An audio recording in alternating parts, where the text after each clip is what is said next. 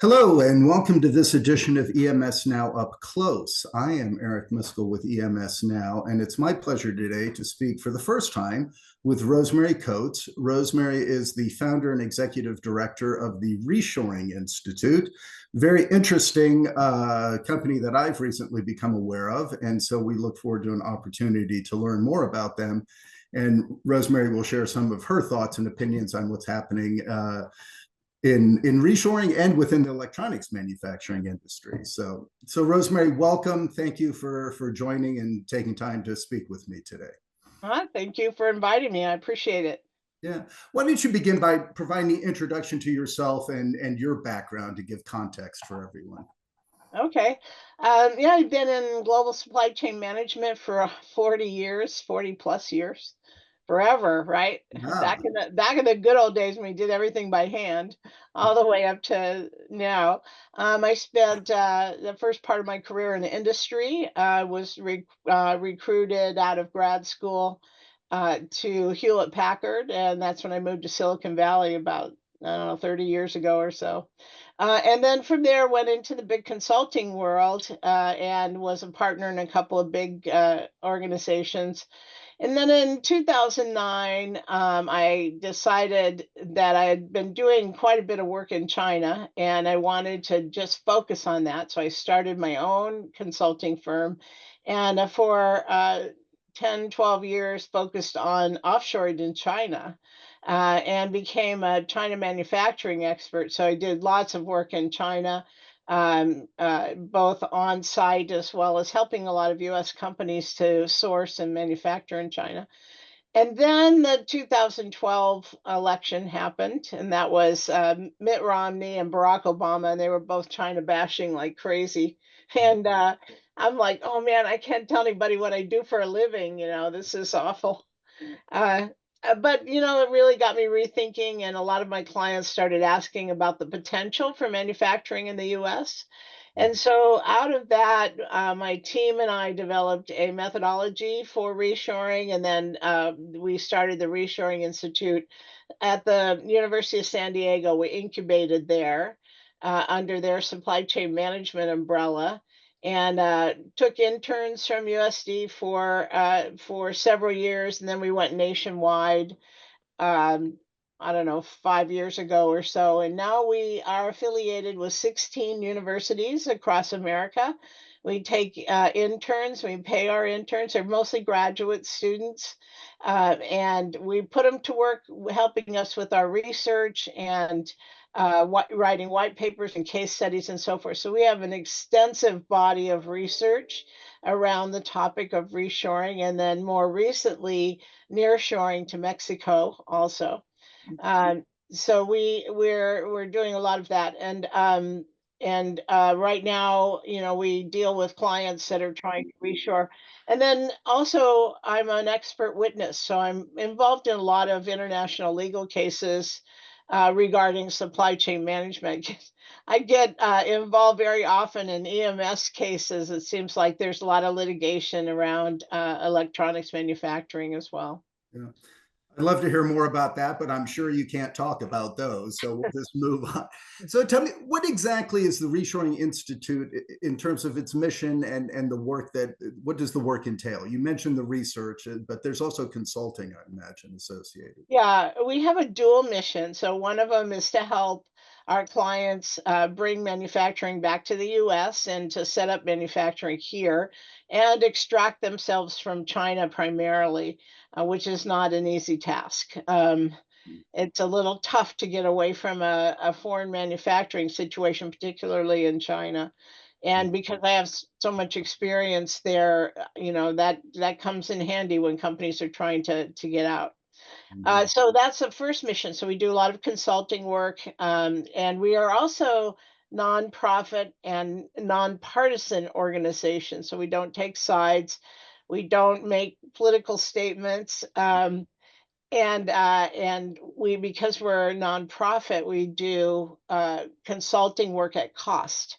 So we're much less expensive than the big consulting firms, which that's where I came from, so I know how expensive it is to hire a consultant. So we do things at a much more reasonable rate. Then the other part of our mission is to teach graduate student interns, mostly in business and graduate engineers, about manufacturing. And there's been very little training and education about manufacturing in the past 25 years because most of that was shipped offshore. Mm. So we feel a need to re-educate students on the manufacturing world because they're going to become the leaders and executives of the future. These are MBA students and masters of engineering. And so, some of them are scary smart, really smart kids. And so we're trying to help them understand the bigger manufacturing world. So we have those as a dual mission. Uh, Okay, good. Bless you. Well, let me ask, the term reshoring, how do you define reshoring? And you also mentioned the term nearshoring there for the purposes of the work you do. What would qualify? yeah, so when we talk about reshoring, the way we interpret it is a fairly broad term. It is, of course, bringing manufacturing back that had gone previously overseas.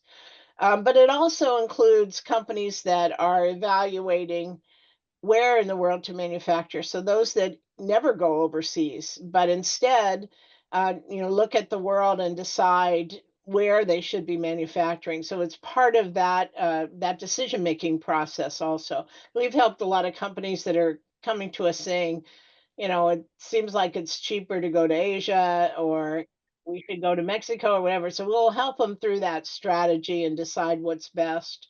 So it includes that. It also includes foreign direct investment. So we work with clients that are trying to set up manufacturing in the US. So that's a third component to it. So it's a pretty broad umbrella and involves companies and strategy, mostly at the strategic level where they're deciding where in the world they should manufacture. Yeah, exactly.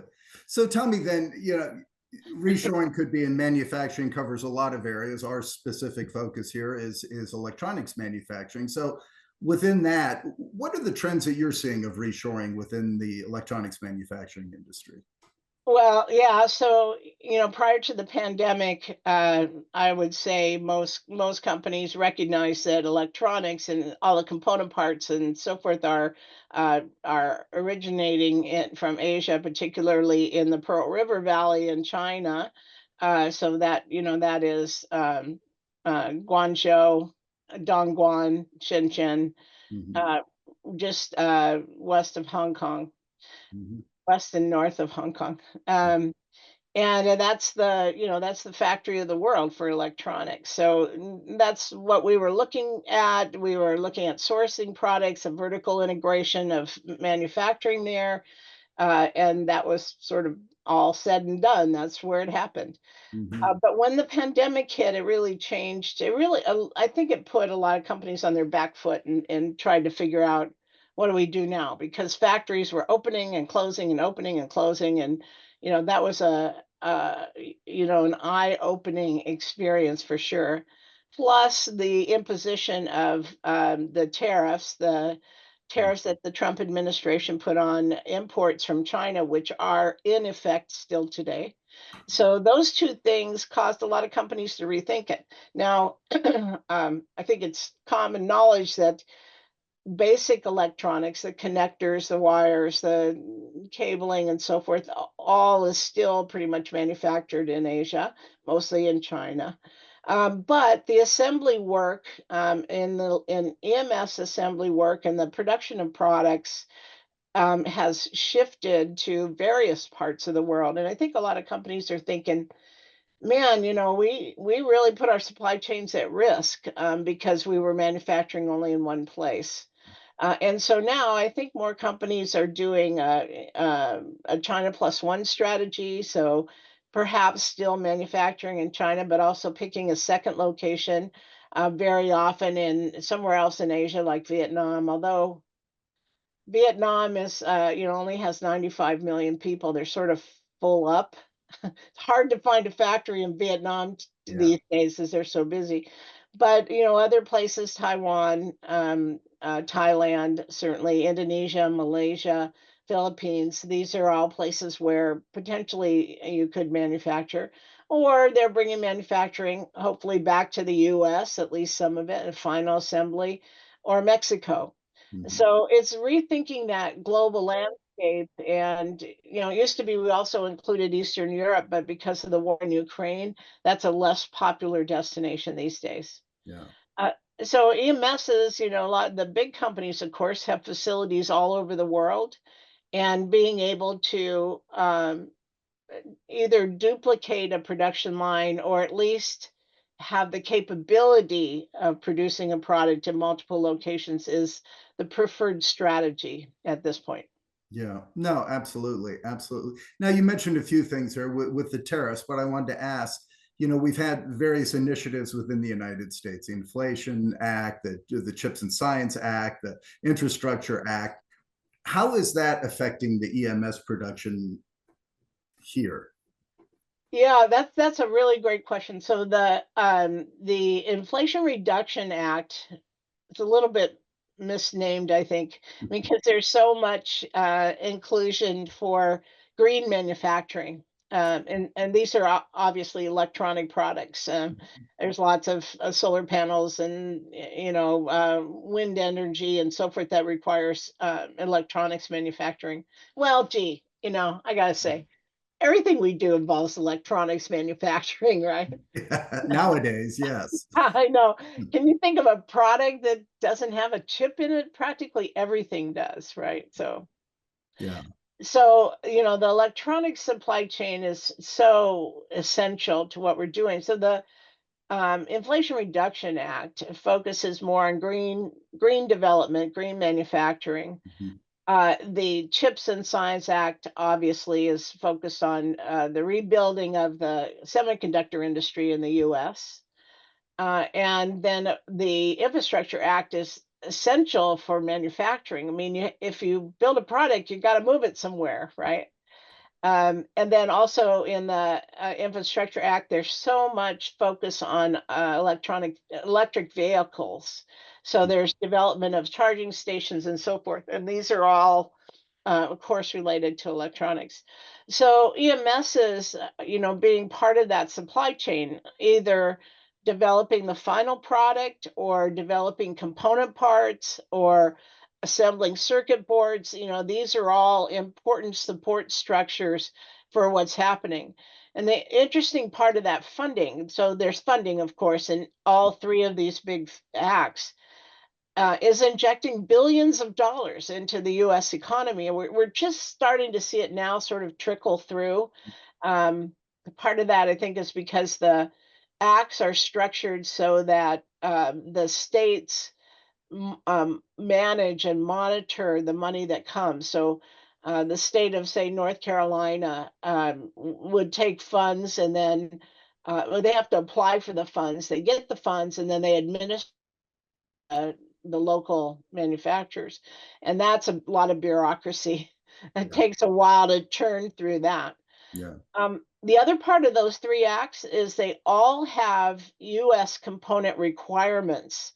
So a certain percentage of what it goes into the production of that product must originate in the US. And those percentages are increasing over time. Mhm. So I mentioned charging stations before, electronic vehicles. Man, that's a tough one. They pretty much demand that almost everything, unless you can make a very good case for why not, almost every component must be manufactured in the US. Yeah. So, it's going to shift electronics manufacturing for sure because of the amount of money and development that's going into it back to the US. I think we're going to see building of industry here. And that's it, that people talk about, and I think you've referred to what's the manufacturing super cycle, right? And that seems to be Yeah. what this the impact that this has. What is that exactly, and what effects are you seeing now? Yeah, so this is a term that was coined by an economist at Bank of America a few months ago. And I think it perfectly describes what's happening. I mean, there's a kind of a nexus of things happening that are really supercharging manufacturing in the U.S. So there's certainly the three big acts. infusing so many billions of dollars into the US economy. And of course, that has a magnifier effect when Mhm. you are funding top level production. It also, the whole supply chain benefits from Yeah. that, right? So everybody beneath that and support and so forth benefits from it. So that's probably the biggest catalyst. Secondly, the pandemic, and like I was mentioning before, um, uh, companies rethinking their global strategies. So that's a big emphasis and trying to determine where they should manufacture. There is a downturn in China. So, there's no question about it because of the tariffs and the pandemic. There is a downturn in manufacturing in China, and we're seeing lots of companies go out of business. They just shut down. You don't know why, or, Yeah. but it's because they're losing customers and they can't sustain their business. So, Mhm. that's another one. There is, a lot of domestic sourcing going on now that we hadn't seen, 3 or 4 years ago, 5 years ago. Now a lot of companies are focused on domestic sourcing. So, Mhm. and you can see the patterns emerging. Like for example, commercial real estate in the U.S. So this is real estate that's manufacturing sites and truck terminals and that sort of thing is up 30% this year. I mean, 30%, holy cow, that's a lot. There's a lot of building and restructuring, manufacturing going on. So that's kind of one of the effects that we're starting to see now. And then, of course, the building of all these semiconductor plants and so forth, all of that is quite visible. Yeah. We've talked about here on this site kind of, I've termed it the end of globalization as we've known it and the rise of kind of regional supply chains. And you've kind of alluded to some of that in your comments just now. So, how do you view that issue? How do you see that? I, well, I take exception to saying it's the end of globalization. I As mean, as we know it, as we know, yeah. um, there's some political talk about how we should end globalization, but we're part of a global economy. It's going to go on, and probably should go on. I mean, we have evolved into a different kind of world Mhm. where we communicate worldwide, we manufacture worldwide, we travel everywhere. I mean, these are all different things from 50 years ago, right?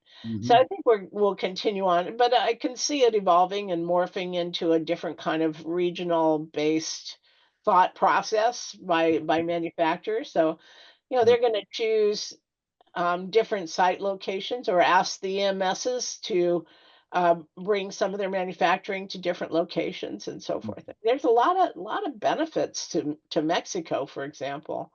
Yeah. Um, we know we Absolutely. did a study, gosh, about 2 years ago now, on global manufacturing rates, and Mexico, India, and Vietnam have some of the lowest rates in the world, way lower than China these days. So thinking of Mexico, I mean, gosh, in the interior of Mexico, some of the lowest rates in the world. Plus, proximity. I mean, you can just drive across the border Yeah. now versus having to put something on a, steamship and it takes 4 or 6 weeks to get here and so forth. So, Yeah. No, it's really those regional kind of ecosystems that are springing up. And you mentioned kind of the CHIPS Act. I work with the Printed Circuit Board Association of America. Interview them periodically, and they talk about how that, I think it was 53 billion from the original CHIPS Act, that has then drawn private funds of many, many times that has come. So it sent a good signal to the market, and the market's responding and growing it out from just the chips to, for example, for them, it's the printed circuit boards as well. yeah, I think that's absolutely right. And so that's the intention of the law as well, is to sort of jumpstart the chips manufacturing, Mhm.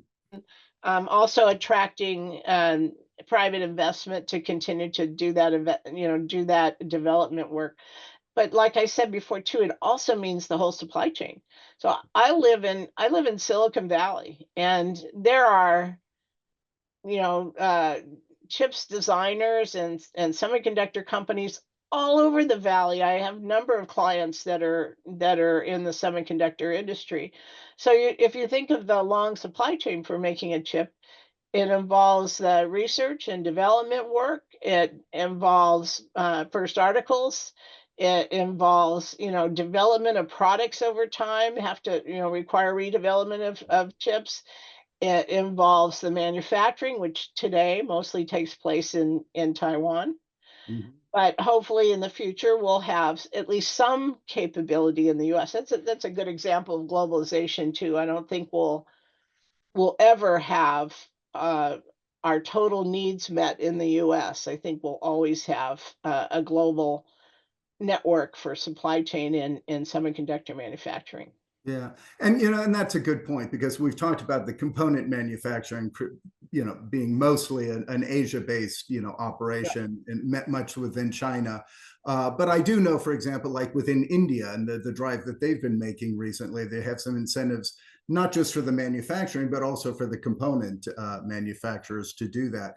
Do you see any changes occurring like that in other areas or within China?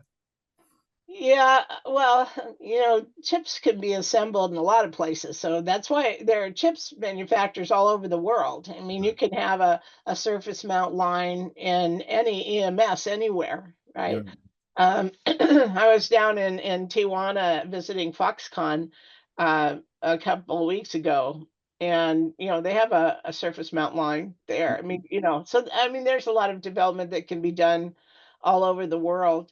Mhm. India is an interesting market, I think. Certainly low cost, but it's a difficult market to operate in. I think. I mean, for a couple of reasons, the bureaucracy is pretty Mhm. onerous.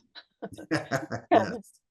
Yeah, and the infrastructure isn't that great. You've got electricity problems. I mean, if you're producing semiconductors in a fab, for example, you gotta have a constant supply of electricity. You can't deal with on and off and on and off.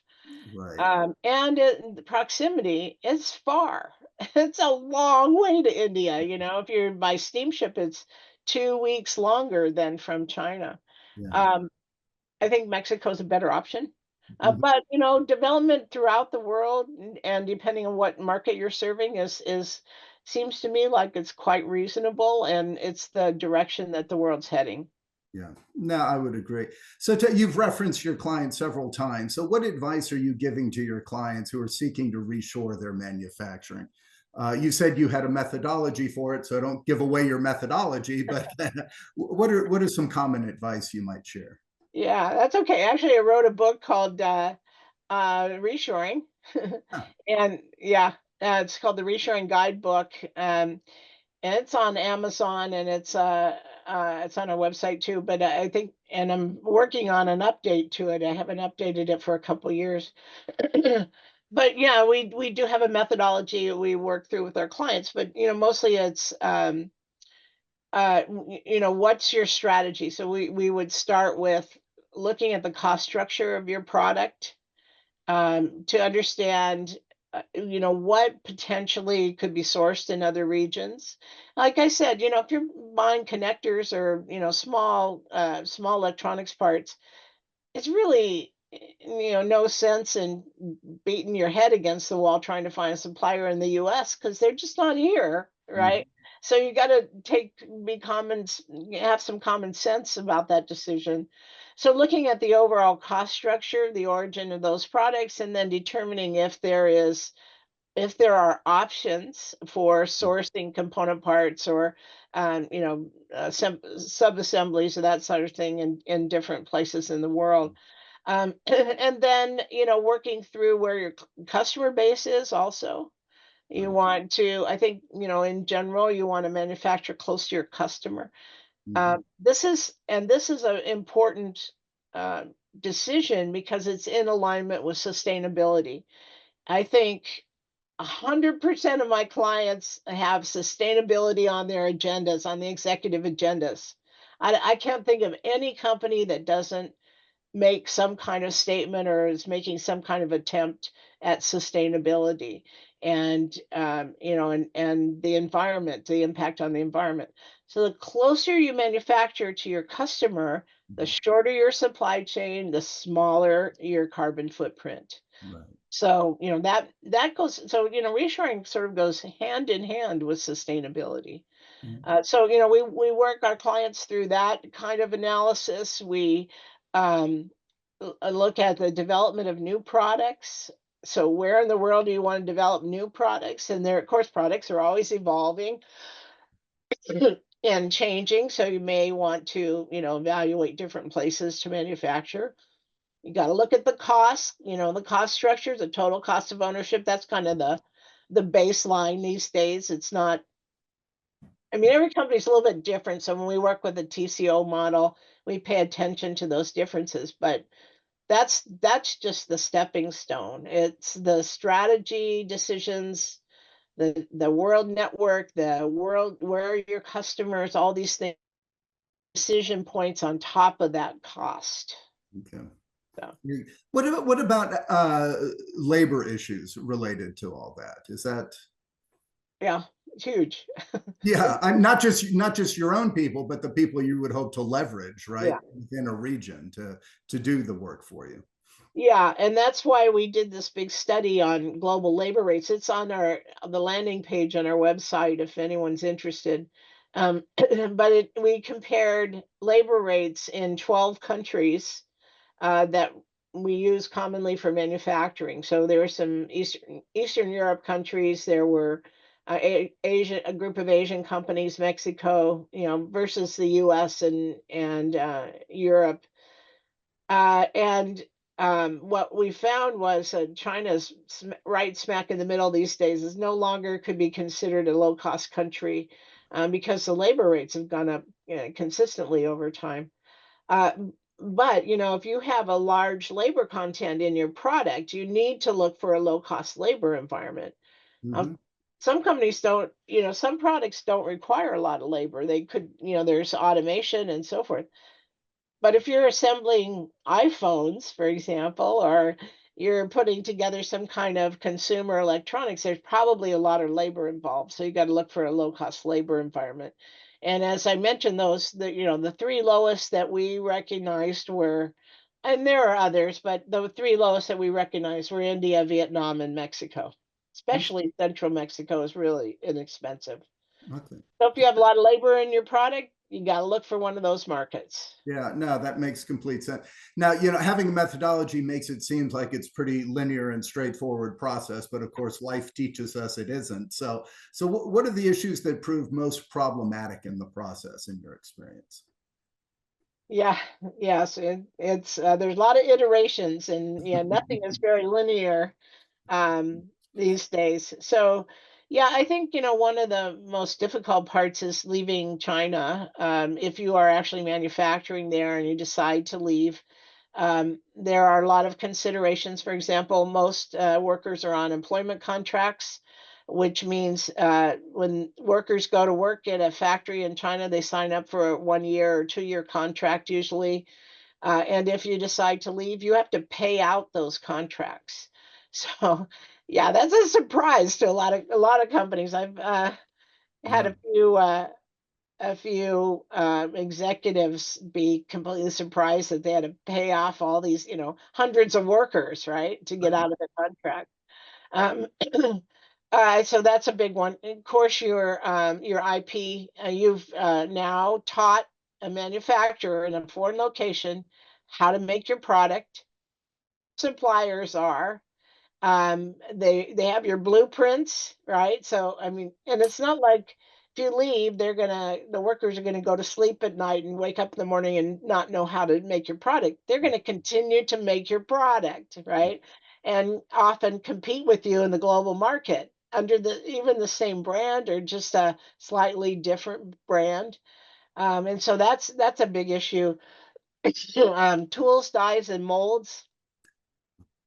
I've had to have a few hard conversations with CFOs saying, "You are never getting your equipment back." Excuse me. Excuse me. That's it. Dealing with allergies today. Mm, Oftentimes, I mean, in China, if you ship a machine tool to China, and they install it and use it, they consider it part of their infrastructure. And mm, you're not getting it back. I don't care what your contract says or what it says on the product, you're not going to get it back. And then also, in China, they have lots of restrictions against exporting used products. So you may get it out of the factory, but you can't get it past customs in China. So that's another issue. yeah. And in electronics manufacturing, if you have any kind of advanced manufacturing, the Chinese government's not going to allow that to leave, any of that equipment to leave. So, that's another issue. There are permits, there are, holy cow, I mean, it's complicated. And a company's gotten into a lot of trouble. They think, it's like the Western world where they can go in and just say, we're going to leave in 6 months. And then the employees, freak out, right? And then yeah, they file lawsuits and yeah. Yeah, How you bring up a good point about timing. In your experience, for somebody who makes a decision to reshore their manufacturing, this isn't a quick process, as we know in electronics manufacturing. To move a product from one factory to another factory is a very cumbersome and difficult process. yeah. What's your opinion? What have you seen in terms of timing of such trend? Yeah, I would say, it's like between 6 and 18 months to move to a different location. Mhm. Oh, what I have seen is that some companies are already manufacturing in multiple locations. They might be making a slightly different product Mhm. in different locations around the world, but the capability is there, and so it'll go faster if you're already manufacturing in multiple locations if you want to move from one to the other. But that really mitigates your risk. So if there's a flood or, gosh, God forbid, another hurricane, Yeah. you know, tropical storm or a fire, or I live in California and this is fire season. It is scary. So if there's a fire or some other kind of event, pandemic, Yeah. we know there's more pandemics out there that are likely to happen. At least you have mitigated your risk and have alternative opportunities to continue to make your product in another region. Yeah, no, that's very well said, because I think resiliency has become, since the COVID pandemic, seems to be the operative term in the industry that everybody seeks to achieve. Um, I want to say thank you. This has been. I always love talking to people in the industry who are dealing with these issues. It's always, you have great opinions, obvious, informed. I would encourage everybody who's listening to, as Rosemary pointed out, there on their website, there's some resources there that people can avail themselves of if you're interested in contacting Rosemary. She's very prominent on LinkedIn, and you can find her there or at the Reshoring Institute directly. And I would encourage people to reach out to learn more about their work and to see how that might benefit you. Rosemary, thank you. I hope we get to do this again sometime, because this is an ever-changing kind of landscape, isn't it? Yes, indeed it is. Indeed, That's, it is. that's what makes it fun, though. It's never Right. boring. It's always changing. Yeah. Yeah. And there's so many stories to tell within it. That's why I love my job. So Yeah. very good. Again, Rosemary, thank you for your time. Really appreciate it, and hope to catch up in the future. Sounds good. Thank you. Thank you.